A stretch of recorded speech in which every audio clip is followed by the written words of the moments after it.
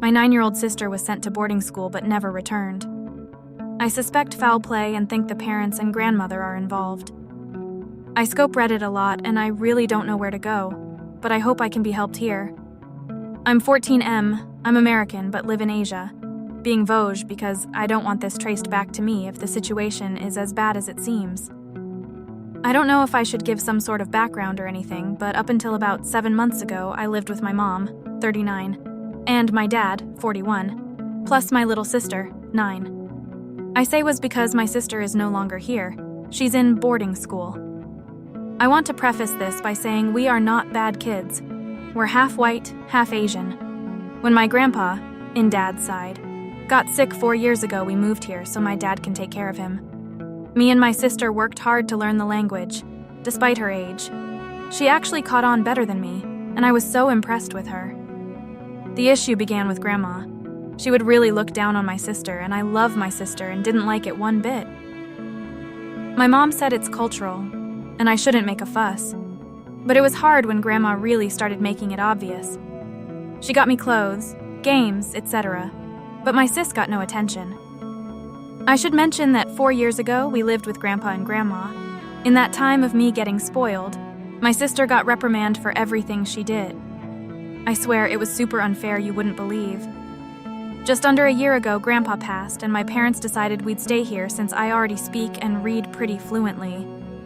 Grandma spoke to everyone about how rude and unladylike my sister is, and my parents went along with it when I completely think that's wrong. 7 months ago, her and Grandma went out, and my parents said she'd be at boarding school for the summer. Just the summer.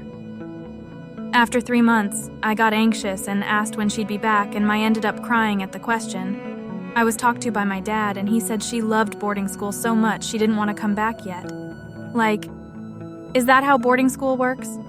I don't think so. Maybe I've been watching too much TV or reading too much Reddit. But we're in another country, and I swear what they were doing was emotional abuse. Still, it gets worse. After 5 months, I still hadn't gotten any contact. No message, no letters, nothing.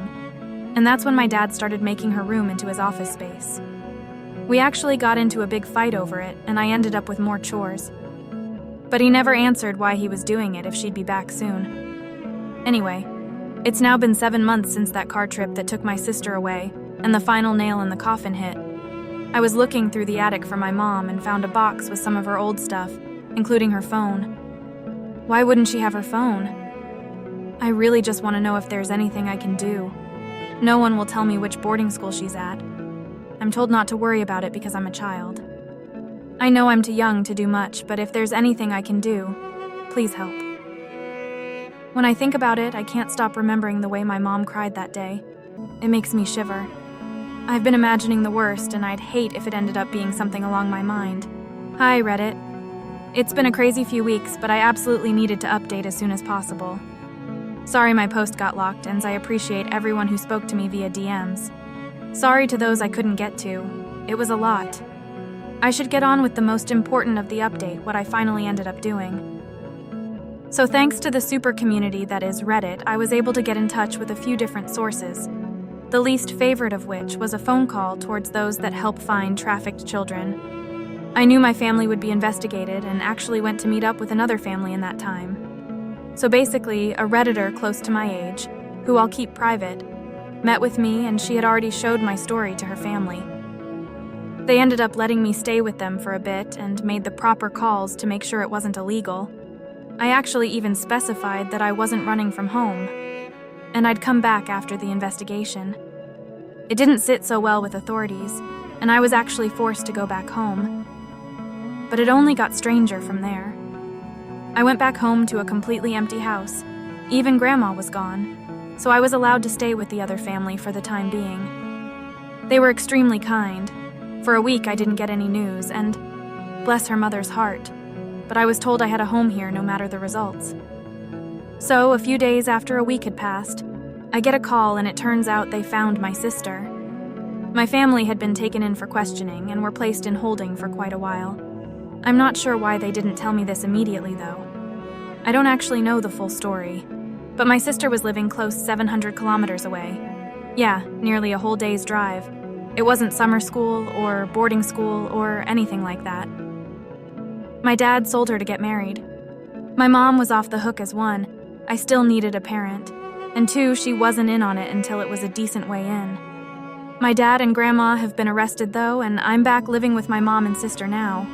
I'm still in contact with RE Redditor that let me stay with her, and I'll forever be grateful. I have no idea what would have happened if I was around when authorities came knocking. She's my angel. On a more depressing note, my sister doesn't speak much, but she seemed to cheer up after I let her read my post. She said she felt abandoned and alone, among other things. But seeing how I and plenty of strangers gave their hearts for her made her very happy.